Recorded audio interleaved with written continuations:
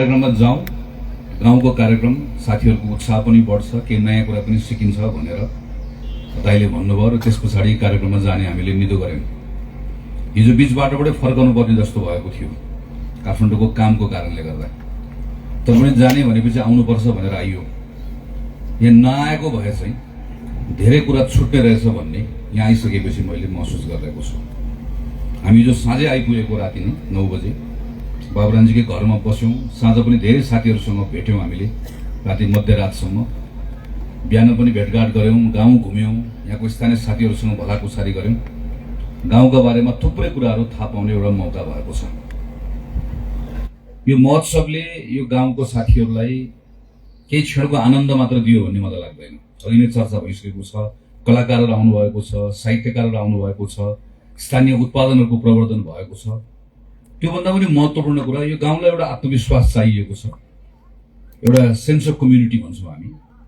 कि हिजोको 4वटा साबिकको गाविसहरू मिलेर बनेको गाउँपालिका 2 पटक स्थानीय निर्वाचन भइसकेको छ। यसले आफ्नो नाम पाएको छ, परिचय पाएको छ, धेरै कुराहरू फेरिएको छ, धेरै कुराहरू बदलिएको छ।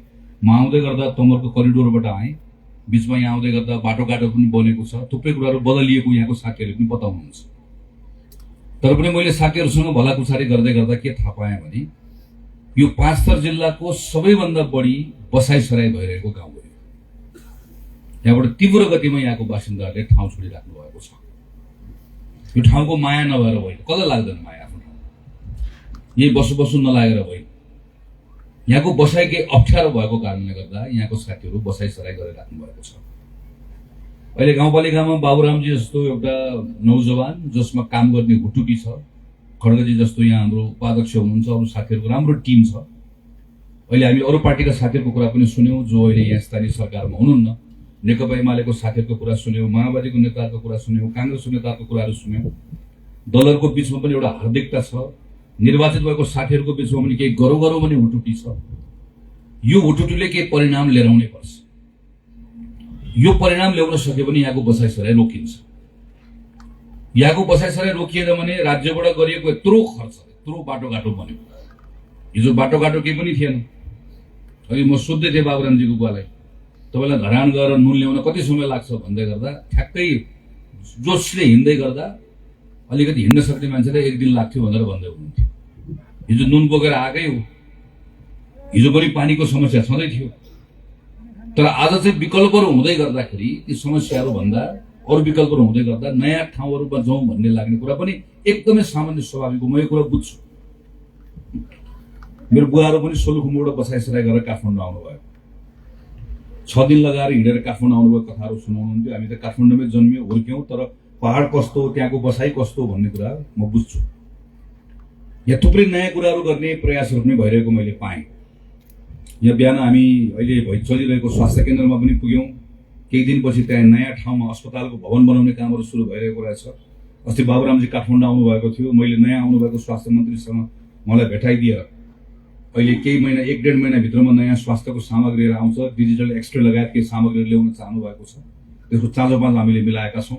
अस्पतालमा नियमित रूपमा बस्ने जनशक्ति चाहिएको छ, त्यसमा पनि हामीहरू उहाँहरू निश्चय रूपमा हामी मद्दत गर्छौँ। यो सँगसँगै के यो मौवादेखि सप्तमीसम्मको बाटोको बारेमा कुराकानी गर्नुभएको छ, यसमा पनि हामी उहाँहरूलाई मद्दत गर्छौँ। मुख्य रूपमा चाहिँ यहाँको खानेपानीको विषय सबभन्दा महत्त्वपूर्ण रहेको मैले पाएँ। खानेपानीको सन्दर्भमा पनि हाम्रै पार्टीका श्रद्धेय सभापति पूर्व प्रधानमन्त्रीजीले यहाँ उद्घाटन गर्नुभएको रहेछ। पछिल्लो समयमा एकैपटक बेमौसममा आएको बाढीको कारणले गर्दाखेरि यहाँ ठुलो क्षति भयो, तर मैले यसको बारेमा पनि बुझेँ। अबको 1-2 दिन पछाडि यहाँ काम सुरु हुँदैछ। त्यो काम सुरु हुने क्रममा आदरणीय भीष्मदा यहाँ हुनुहुन्छ। त्यसमा पनि नपुग्ने कुरा, यदि केही कुराले पुगेन, स्रोत साधनले पुगेन भने प्रदेशको सरकारलाई झकझगाउने कुरा, केन्द्रको सङ्घको सरकारलाई झकझगाउने कुरा, यी विषयहरूको सन्दर्भमा हामीहरू काम गर्छौँ। मैले खालि तपाईँलाई यति मात्र अनुरोध गर्छु, यो यहाँको अहिलेको यो सम्मेलन पनि हो, भेला पनि हो, महोत्सव पनि हो, सबै जुटेर गर्नुभएको छ। नाचगान छ, यहाँ कलाकारहरू आउनुभएको छ, गीत सङ्गीत छ, यहाँ कविता मुक्त भनिएको छ, खेलकुद भएको छ, यत्रो मेला छ। यो सबै पछाडि खुसीका साथमा यो समापन गरिरहँदै गर्दा एउटा अठोट एउटा आत्मविश्वासको साथ यहाँबाट हामी सबै बिदा हुनुपर्छ। हाम्रो तुम्बेवा हामी बनाउँछौँ, हामी बनाउन सक्छौँ। यहाँभित्रका केही समस्याहरूको हल हामी खोज्न सक्छौँ भन्ने आत्मविश्वासको साथ आजको हाम्रो यो सम्मेलनलाई, हाम्रो यो महोत्सवलाई हामीले बिट मार्यौँ भने यसको सार्थकता रहन्छ। बसाइसराईको समस्या यहाँ मात्र छैन, हेर्नुहोस्, सबैतिर छ, एकदमै धेरै ठाउँमा छ। म अहिले पश्चिमको पहाडहरू पनि गएर आएँ, कर्णालीमा पनि गएर आएँ, पूर्वको पहाड पनि घुमिरहेको छु, अरू पनि ठाउँमा बिचको मध्यको पहाडहरू पनि घुमेर आएँ। गएको यो 15-20-25 वर्षमा खास गरी प्रजातन्त्र आइसकेपछि 46 साल पछाडि नै हो यो भएको थियो। यति तीव्र गतिमा पूर्वाधारको विकास भएको छ। दुईटा कुरा सँगसँगै भएको छ। राज्यले पूर्वाधारमा व्यापक लगानी गरेको छ, विद्यालय बनेको छ, स्वास्थ्य चौकी बनेको छ, पुल बनेको छ, बाटोघाटो बनेको छ, र हाम्रा नौजवानहरू नेपालभन्दा बाहिर गएर काम गरेर 2 पैसा कमाएर पनि आएका छन्। तर हाम्रो दुर्भाग्य कहाँनिर भइरहेको छ भने जसले 2 पैसा कमाएको छ, दुःख गरेको छ, व्यापक दुःख गरेको छ। व्यापक दुःख गरेर 2 पैसा कमाएर ल्याएको कुरा यत्रो बाटोघाटो गरिसके पछाडि चाहिँ अब हाम्रो गाउँतिर फर्केर आउने अवस्था बनिरहेको छैन। सबै कता गइरहेको छ भन्दा सहरतिर गइरहेको छ, सहरहरू ठुल्ठुलो बन्द गइरहेको छ। यो पनि यहाँ मात्र हुँदैन है, फेरि संसारका अरू देशहरूमा पनि यही भइरहेको हुन्छ। बिस्तारै बिस्तारै मानिसहरू बसाइसराई गरिरहेका हुन्छन्, नयाँ सहरहरू बनिरहेको हुन्छ, सहरको केन्द्र बनिरहेको हुन्छ। यस्तो अवस्थामा हाम्रो आफ्नो गाउँघर पनि कसरी टिकाउने, विकासको लाभ पनि सबैले कसरी प्राप्त गर्ने भन्ने बारेमा हामीले चिन्तन गर्नुपर्ने हुन्छ। यो चिन्तनको क्रममा हाम्रो तपाईको यो गाउँलाई कसरी जोड्न सकिन्छ होला, यो चर्चा गर्नै पर्छ, चिन्तन गर्नै पर्छ। नेपालले अहिले सबैभन्दा बढी आम्दानी केबाट गर्छ? सबैभन्दा बढी आम्दानी हाम्रा केटाकेटीहरूले, हाम्रा नौजवानहरूले, भाइ बहिनीहरूले, छोराछोरीहरूले जो बाहिर गएर काम गर्नुहुन्छ त्यसबाट सबैभन्दा बढी आम्दानी गर्छ। हामी सामान बेचेर आम्दानी गर्दैनौँ, हामी सेवा बेचेर पनि आम्दानी गर्दैनौँ। हाम्रा साथीभाइहरूले, नौजवानहरूले विदेशमा गएर जुन श्रम बेच्नु भएको छ वा श्रमको लगानी गर्नुभएको छ त्यसबाट हामी सबभन्दा बढी आम्दानी गर्छौँ। त्यो आम्दानी गरेको पैसा नेपाल आउँछ। नेपालको ढुकुटीमा त्यो पैसा आइसकेपछि नेपालले सबैभन्दा बढी त्यसरी प्राप्त भएको पैसा केमा खर्च गर्छ? सबैभन्दा बढी जुन कुरा हामीसँग छैन त्यही कुरामा त खर्च गर्नु पर्यो होइन, सामान्यतया। तर अचम्म लाग्दो कुरा के छ भने हामी सबैभन्दा बढी केमा खर्च गर्छौँ भने सबैभन्दा बढी हामी भान्सामा प्रयोग हुने अर्थात् खेतबारीबाट उब्जने कुरामा खर्च गर्छौँ। 4 खरब रुपियाँको नेपालले बाहिरबाट सामान किनेर खान्छ। नेपालले धान पनि किन्छ, मकै पनि किन्छ, तरकारी पनि किन्छ, फलफुल पनि किन्छ, दाल पनि किन्छ, भटमास पनि किन्छ। हेर्नुहोस् त, मकै मात्रै 8 अरबको किन्छ नेपालले, भटमास 7 अरबको किन्छ नेपालले वर्ष। फेरि यो भन्दै गर्दा कतै नौजवानलाई के लाग्छ कहिलेकाहीँ फेरि पनि ओहो उहिले राजाका पालमा त नेपालले धान बेच्थ्यो भन्ने लाग्छ। नेपालले उहिलेको बेला भन्दा अहिले 100 गुणा बढी धान फलाउँछ, 100 गुणा बढी मकै फलाउँछ, धेरै बढी फैलाउँछ, धेरै बढी। तर पहिलाको भन्दा हाम्रो जनसङ्ख्या पनि एकदमै धेरै बढेको छ, पहिलाको भन्दा हाम्रो क्षमता पनि एकदम धेरै बढेको छ। पहिला आफै हेर्नुहोस् त, पहिला 2 छाक खान पाउने मान्छे कति थियो नेपालमा? मिठो मसिनो कहिले खान पाइन्थ्यो। खसीको मासु खाने भनेको कहिले हो पहिला? माछा खाने भनेको कहिले हो पहिला? तिउन तरकारी कति खाइन्थ्यो पहिला? हाम्रो खानपान रहनसहन सबै बदलिएको छ। हामी पहिलाको भन्दा बढी उब्जनी गर्छौँ, त्यसमा कुनै सन्देह नै छैन। पहिलाको भन्दा बढी उत्पादन गर्छौँ, हाम्रो क्षमता बढेको छ। तर बाटोघाटो बनेको छ। पहिला मधेसमा धान उत्पादन हुन्थ्यो, हाम्रो अलिकति क्षमता भएको मान्छे यहाँबाट झरेर मधेस जान्थे, मधेसमा यसो धान किन्ने, धान फल्ने खेत कसैले भ्यायो भने किन्थे, अलिकति धान फलाउँथे। तर त्यो धान पहाडमा ल्याउन सकिन्न थियो पहिला, खानको लागि आफै तल जानु पर्थ्यो। अहिले बाटोघाटो सबै बनेको छ, पहाडसम्म आइपुग्छ। तर यो सबै कुरा हुँदै गर्दा पनि हामीलाई नपुगेर हामी करिब 4 खरब रुपियाँको बाहिरबाट ल्याएर खान्छौँ। यो हिसाब मिले त मिलेन नि त। हाम्रो भाइ बहिनीहरू कतार काम गर्न जाने, बहिनीहरू इजरायल काम गर्न जाने, उनीहरूले बडो दुःख गरेर पैसा कमाउने, त्यो पैसा नेपाल आउने, अनि नेपाल आइसकेपछि हामीले यत्रो बाटोघाटो बनाउने, अरबौं रुपियाँ खर्च गर्ने। अरबौं रुपियाँ खर्च गरेपछि त्यो सबै बाटोघाटोबाट गाडी चढेर तलतिर झर्ने, गाउँ बिस्तारै खाली हुँदै जाने, अनि बिस्तारै गाउँका सबै जमिनहरू बाँझो हुने, बन्जर हुने। अनि हामीले केटाकेटीले कमाएको पैसाबाट के ल्याएर खाने भन्दा धान, मकै, गहुँ किनेर ल्याएर चाहिँ बजारतिर बसेर ग्यास पाट्ट पड्काएर त्यहाँ पकाएर खायौँ भनेदेखि पनि हाम्रो घर धन्दा त चल्छ, तर हाम्रो प्रगति कहिले पनि हुँदैन। यो कुरालाई हामीले बदल्नु पर्ने छ।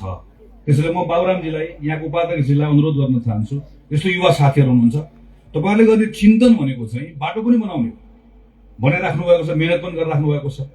तर सँगसँगै यो ग्रामीण अर्थतन्त्रलाई कम्तीमा पनि राष्ट्रिय अर्थतन्त्रसँग कसरी जोड्ने, के तरिका होला, के उत्पादन गर्ने होला, जुन उत्पादन गर्दै गर्दाखेरि यो बनेको बाटोको लाभ चाहिँ हामीले प्राप्त गर्न सक्छौँ। हाम्रो पार्टीको नेता बीपी कोइराला, जो नेपालको प्रथम निर्वाचित प्रधानमन्त्री हुनुहुन्थ्यो, आजभन्दा वर्षौं अगाडि 2033 सालमा काठमाडौँको विश्वविद्यालयका विद्यार्थीहरूको बीचमा गएर उहाँले भन्नुभएको कुरा अहिले पनि त्यतिकै सान्दर्भिक छ।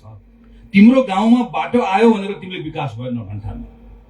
तिम्रो गाउँको बाटोले तलमा उपलब्ध छैन भने बाहिरबाट सामान बोकेर तिम्रो गाउँसम्म ल्याइपुर्याउँछ। त्यो दिन मात्र तिमीले गाउँ विकास भयो भन्ठान्नु। तिम्रो गाउँमा आएको गाडी जति सामान बोकेर आएको हुन्छ, कम्तीमा पनि त्यति नै सामान बोकेर त्यहाँबाट फर्कनुपर्छ, अनि मात्र तिमीले विकास भएको भन्ठान्नु। आजभन्दा 20औं 30औं 40औं वर्ष अगाडि भनेको कुरा पनि त्यतिकै सान्दर्भिक छ। यहाँबाट के बोकेर फर्कने हो? बोकेर फर्कने कुरा के खेतमा उत्पादन होला, तर सबै कुरा अब खेतमा मात्र उत्पादन हुन्छ भन्ने छैन। संसार धेरै कुरामा बदलिएको छ। हेर्नुहोस्, कुनै बेला जोसँग सबभन्दा बढी जमिन थियो त्यो सबभन्दा बढी धनी हुन्थ्यो। हाम्रो पालामा जिम्वाल भनेको, बिर्तावाल भनेको, मुखिया भनेको को त्यसको नाप्ने के हो त? जोसँग सबभन्दा बढी जमिन छ। अलिपछि जमिनसँग के जोडिन थाल्यो? केही मान्छेहरूले जागिर पाउने कुरा भयो। कि मान्छे लाउर जान्थे, कि मान्छेले सरकारी जागिर पाउँथे, कतिजनाले पाउँथे, थोरैले पाउँथे। अहिले पनि त्यही। तर अहिले हेर्नुहोस् त, तपाईको तुम्बेको एउटा अत्यन्त गरिबभन्दा गरिब परिवारमा जन्मेको एउटा छोरीलाई मैले काठमाडौँ लिएर गएँ, मान्नु सेक्सनलाई, र मैले राम्रोसँग राखेर मैले उसलाई अत्यन्त राम्रो विद्यालयमा मैले उसलाई पढाएँ, राम्रो विद्यालयमा पढाएँ। उसको नाममा 1 रुपैयाँ पैसा पनि छैन। 1 रुपैयाँ धन सम्पत्ति जग्गा जमिन नेपालमा के पनि छैन, नागरिकता मात्रै छ। तर हातमा प्रमाणपत्र छ। प्रमाणपत्र भन्दा पनि ठुलो कुरा स्किल छ, सिप छ। मैले उसलाई सिप दिएँ भने उसले 1 पुस्तामा शून्य सम्पत्ति भएको मान्छे धनी सम्पत्ति धनी भयो, नेपाली मध्येको धनी भएको मान्छे, धन भएको, राम्रो घर खेत सम्पत्ति सबै जोड्न सक्ने क्षमता भएको मान्छे 1 पुस्तामा मान्छे बन्न सक्छ। पहिला सक्दैन थियो। पहिला के चाहिन्थ्यो? जमिनै चाहिन्थ्यो। बाबुबाजेको जमिन छैन भने अर्को मान्छे धनी बन्नै सक्दैन। अहिले चाहिँदैन। के चाहिन्छ? सिप चाहिन्छ। त्यो सिप पनि के सिप दिने हो त? अहिले कसैलाई पनि थाहा छैन। हेर्नुहोस्, अमेरिका युरोपलाई पनि थाहा छैन। यति तीव्र गतिमा बदलिएको छ। चाइनामा भर्खर एकजना नौजवान केटाले सूचना प्रविधिको क्षेत्रमा एउटा नयाँ कुराको आविष्कार गरे। अहिले उसको गाउँमा दिनमा 10,000 मान्छे त कुन गाउँमा जन्मिएको भनेर हेर्न जाने मान्छेको बाद ताती लागेर गाउँले ठेल्न नसकेको अवस्था भएको छ। कसले कतिखेर के क्रान्ति गर्दा थाहै छैन। त्यसैले हाम्रो केटाकेटीलाई अहिले सिप दिने भनेको के हो भने, जो विद्यालयमा पढिरहेका छन्, विद्यालयमा पढेको हाम्रो केटाकेटीलाई राम्रोसँग विज्ञान पढाउने, गणित पढाउने, खास गरिकन विज्ञान र गणित असाध्यै राम्रोसँग पढाउने। त्यसैले बाबुरामजी, मैले आजभोलि गाउँमा गएर मलाई यो गाउँ विकास भएको छैन भनेर हेर्न लाग्छ। मैले आज बिहान के शिक्षकहरूसँग कुराकानी गरेँ। मैले चाहिँ गाउँमा कति बाटो बन्यो त्यसको आधारमा विकास भयो कि भने हेर्दिनँ। मैले गाउँको प्रशासनिक भवन कस्तो बनेको छ त्यसको आधारमा हेर्दिनँ।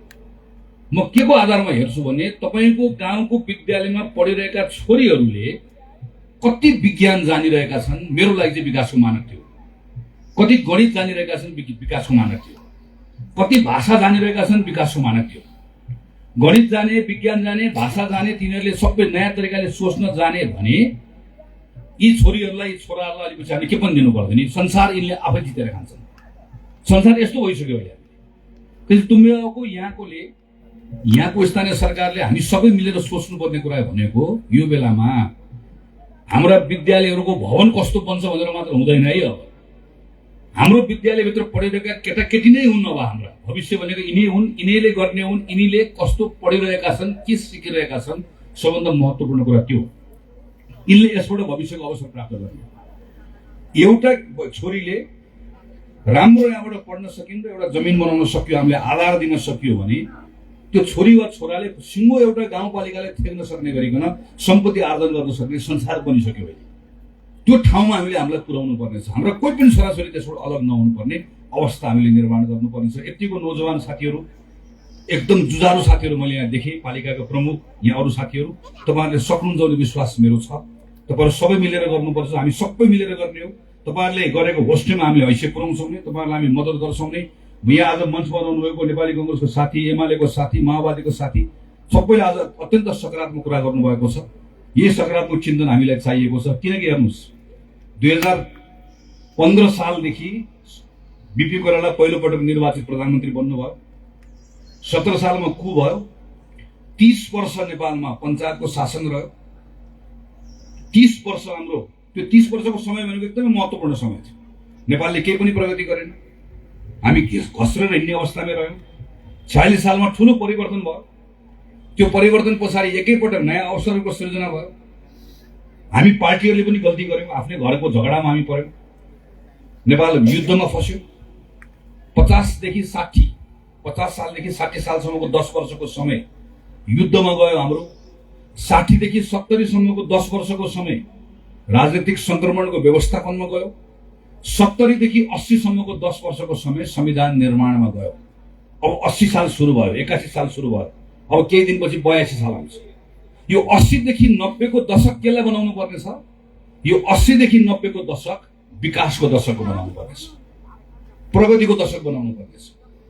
अब फेरि हामीले नेपालमा यो व्यवस्था त्यो व्यवस्था भनेर यो नचाहिने कुरामा गन्थन गर्ने नै भयो। आइसक्यो व्यवस्था, यही व्यवस्था हो, यही व्यवस्थाभित्र काम गर्ने। हाम्रो गन्थन त केमा हुनु पर्ने? आज हामीले जे छलफल गरौँ नि, यहाँ तुम्बेवाको यहाँ पानी कसरी ल्याउने हो, मान्छे कसरी अडाउने हो, यहाँको बदाम कसरी बेच्ने हो, यहाँको विद्यालय कसरी सुधार्ने हो। बाटो त बन्यो हो, हिजो त थिएन त, हिँडेर जानुपर्छ त धरान, यत्रो कुरा भइसक्यो त। तर बाटो बनेर मात्र मान्छे अडिँदो रहेनछ नि त, कसरी गर्ने हो? अघि जिल्ला समन्वयको प्रमुखले भन्नुभयो यो तमरको प्रयोग कसरी गर्ने हो, यी सारा कुराहरू कसरी गर्ने हो भन्ने पो हाम्रो छलफलको बहसको विषय बनाउनु पर्यो। यो 10 वर्ष अब हामीले नचाहिने कुरामा खेर फाल्ने भयो। हामीले पनि एकदम ध्यान पुर्याउनु पर्ने छ। हेर्नुहोस्, काङ्ग्रेस एमाले माओवादी हामी कोही सरकारमा छौँ, कोही बाहिर छौँ, सरकार भनेको आउँछ जान्छ।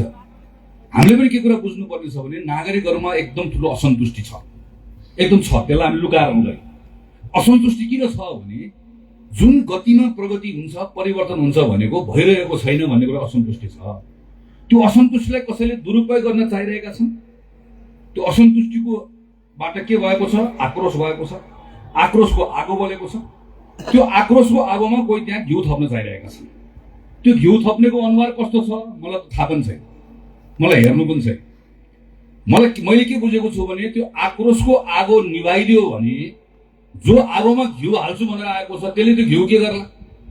त्यसले घिउ आफै खाला वा घिउ डल्ला, मजाले बस्ला। चिन्ता किन गर्ने? त्यसैले घिउ लिने मान्छेको बारेमा चिन्ता नगरौँ। के को बारेमा चिन्ता गरौँ भने चिन्ता आक्रोशको जुन आगो छ त्यो आगो निभाउनु पर्यो। आक्रोशको आगो किन छ? असन्तुष्टि छ। असन्तुष्टि कसको छ? तपाईँ हाम्रो त हो नि, हामी त हो नि। यो असन्तुष्टि कसले हल गर्ने हो? काङ्ग्रेस एमाले माओवादी हामी मिलेर हल गर्नु पर्यो। हामीले सम्बोधन गर्नु, सरकारमा हुनेले सरकारबाट। सरकार पनि फेरि के छ त? यहाँ हामी सरकार सरकार भन्छ, यो माओवादी सरकारमा छैन। खड्गजी हुनुहुन्छ, सरकार भनेको तपाईँ हामी त हो। यहाँ खड्गजी हुनुहुन्छ, हाम्रो साथी हुनुहुन्छ, हामी सरकारमा छौँ। यहाँ कहीँ एमाले सरकारमा छ, कहीँ काङ्ग्रेस सरकारमा छ, कहीँ सङ्घमा हामी फरक फरक सरकारमा छौँ। आज हामी छौँ, भोलि अर्को होला। हिजो एमाले र माओवादी हुनुहुन्थ्यो, पहिला माओवादी र हामी थियौँ, हामीहरू नै त हो। त्यसैले आज जो यहाँको सरकारमा को हुनुहुन्छ? बाबुरामजी खड्गजी हुनुहुन्छ, उहाँले जिम्मा लिनु पर्यो। माथिको सरकारमा को छौँ? काङ्ग्रेस एमाले छौँ, हामीले जिम्मा लिनु पर्यो। सरकारमा बस्नेहरूले यो बेलामा नागरिकहरूको असन्तुष्टि घटाउने काम मात्र गर्नुपर्छ। हेर्नुहोस्, मैले त पटक पटक भनिरहेको छु, सरकार बस्ने साथी चाहे गाउँको सरकार होस् चाहे सङ्घको सरकार होस्, चाहिने काम मात्र गर, नचाहिने काम मात्र नगर। हिजो बाटोमा आउँदै गर्दा हामीले समाचार पढ्यौँ कि राष्ट्रपति भइसकेको, प्रधानमन्त्री भइसकेको, सभामुख भइसकेको व्यक्तिहरूको चाहिँ उहाँहरूले चाहिँ जीवनभरि सेवा सुविधा प्राप्त गर्ने गरिकन कानुन बनाउन लाग्यो रे भन्ने एउटा आयो पत्रिकामा। जताततै सबै जताततै साथीहरूले भन्ने नै हुनु। स्वाभाविक रूपमा नागरिकहरूलाई थप रिस त उठ्ने नै भयो। तर कतिपय कुराहरूलाई ठिक ढङ्गले, ठिक समयमा ठिक ढङ्गले विषयवस्तुलाई हामीले बुझाउनु पनि सक्नुपर्छ। म अहिले पनि सम्झन्छु, म स्वास्थ्य मन्त्री थिएँ, त्यो बेलामा लगातार एउटा विषय आइरहेको थियो। के विषय आइरहेको थियो भने कुनै बेला राष्ट्रको सर्वोच्च पदमा बसिसकेको व्यक्तिहरू यदि अस्वस्थ हुनुभयो भने उहाँहरूको स्वास्थ्य उपचार गर्नका निम्ति चाहिँ अमेरिका लाने, जापान लाने, भारत लाने, उहाँहरूको उपचार गर्ने कुरो मेरो आपत्ति हो। उहाँहरूको उपचार गर्नका निम्ति चाहिँ जापान लाने, अमेरिका लाने, उपचार गर्ने, अनि उपचार गर्ने पैसा चाहिँ कसले तिर्नुपर्ने भने सरकारको ढुकुटीबाट तिर्नुपर्ने। तपाईँको छोरो कतार काम गर्न जाने, कतार काम गरेर बडो दुःख गरेर पैसा यहाँ लिएर आउने, तपाईँको उतै माथिको अस्पतालमा चाहिँ डाक्टर पुर्याउनलाई कति हम्मे हुने, अनि त्यो सरकारको ढुकुटीमा जम्मा भएको पैसाबाट चाहिँ ठुलो भनेको नेताहरू चाहिँ बिरामी हुँदै गर्दा उपचार गर्न जाने, अमेरिका जाने, जापान जाने, त्यसको पैसा कसले तिर्दिनु पर्ने भने त्यो सरकारको ढुकुटीबाट तिर्दिनु पर्ने वा तपाईँले तिर्दिनु पर्ने कुरा मिल्छ? मिल्दैन, गलत। तर त्यो चलिरहेको थियो। सरकारले निर्णय गर्थ्यो, दिन्थ्यो, फलानलाई 50 लाख, फलानलाई 1 करोड। त्यो बेलामा हामीले के भन्यौँ? यो कुरा रोक्नुपर्छ। कसरी रोक्ने थियो? रोक्ने भनेको कानुन बनाएर रोक्ने, र संसदबाट कानुन बनाइयो, मनै हो त्यसको प्रस्ताव। र कानुनमा के लेखियो अहिले भने कुनै पनि नेताले, जोसुकै होस्, नेपाली नागरिक, नेता मात्र होइन, कोही पनि नेपाली नागरिक, त्यो कलाकार होस् कि नेता होस् कि साहित्यकार होस् कि सबैप्रति ठुलो श्रद्धा छ। तर नेपालभन्दा बाहिर गएर विदेशमा उपचार गर्नु पर्यो भने चाहिँ बरु जनताबाट पैसा उठाउन पाइयो, तर राज्यको ढुकुटीबाट 1 रुपियाँ पैसा पनि, 1 रुपियाँ पैसा पनि, 1 सुका पैसा पनि बाहिर उपचार गर्न लिएर जान पाइँदैन। यो कानुन हामीले बनायौँ। यद्यपि त्यो कानुनको पनि दुरुपयोग बेला बेलामा हुने कोसिस हुन्छ। तर मलाई के विश्वास छ भने त्यो कानुनको दुरुपयोग गर्ने कुरा भोलि अदालतमा जान्छ, त्यहाँ लडाइँ हुन्छ, दुरुपयोगलाई रोक्ने तरिका हुन्छ।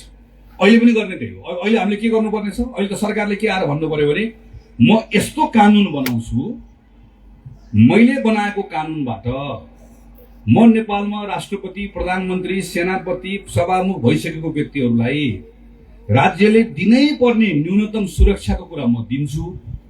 त्यो बाहेक आज देशको ढुकुटीमा अत्यन्त धेरै ठुलो दबाव परेको छ, हामी अप्ठ्यारोमा छौँ।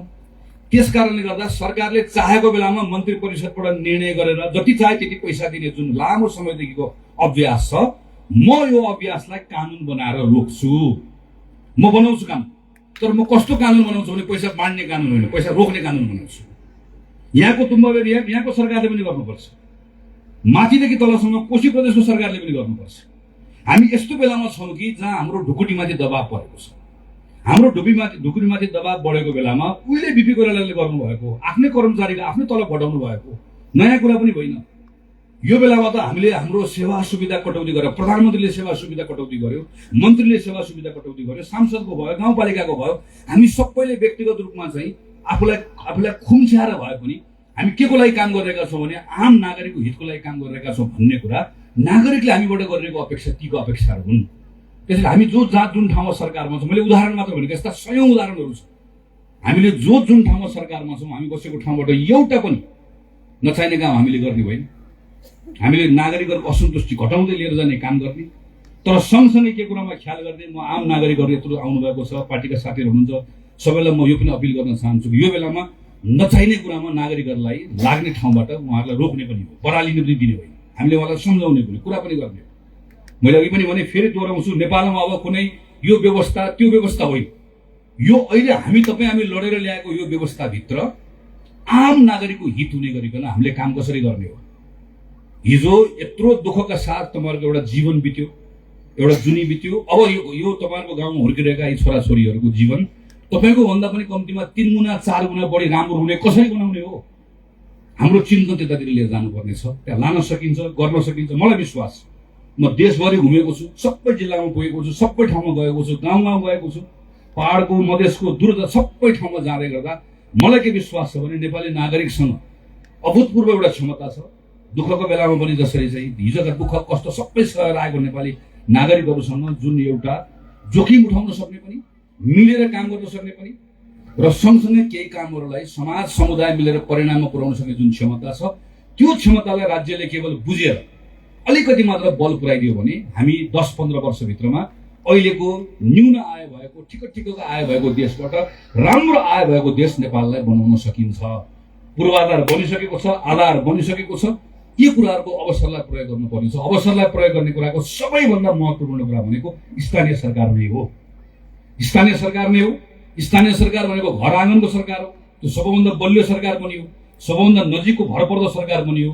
र आज अत्यन्त खुसी लागेको छ विश्वराज दाइले भन्नुभएको जस्तै, अरू नेताले भन्नुभएको छ, एकदमै खुसीको कुरा भनेको चाहिँ स्थानीय सरकारको प्रमुखले, उपप्रमुखहरू मिलेर यहाँकोले यत्रो कार्यक्रममा आँट गर्ने कुरा भनेको सानो कुरा होइन।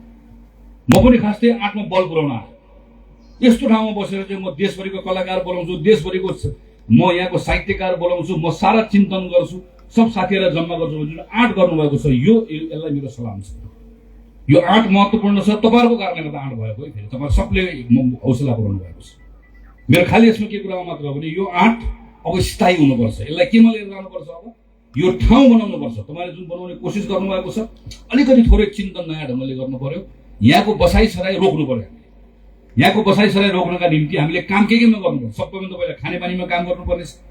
खानेपानीमा काम गरेपछि अरू 1, 2, 3 यो क्षेत्रमा काम गर्नुपर्ने छ भन्ने सोचका साथमा तपाईँहरूले थप काम गर्नुहुनेछ।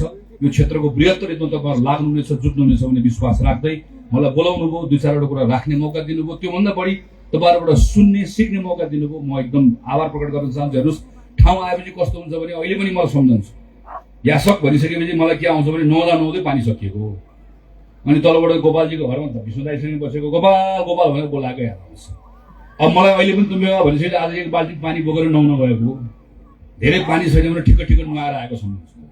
त्यसले के काम गर्छ? त्यसले अब तपाईँहरूको ठाउँको कामलाई अब भोलि गएर खानेपानीको काम भनेर मलाई आउँदै गर्दा विष्णुदाईले ल भाइ हिँड भनेर भन्दै गर्दा म दाईसँग किन दगुरिन जान्छु भने ठाउँ गएपछि ठाउँको माया हुन्छ, ठाउँको याद हुन्छ।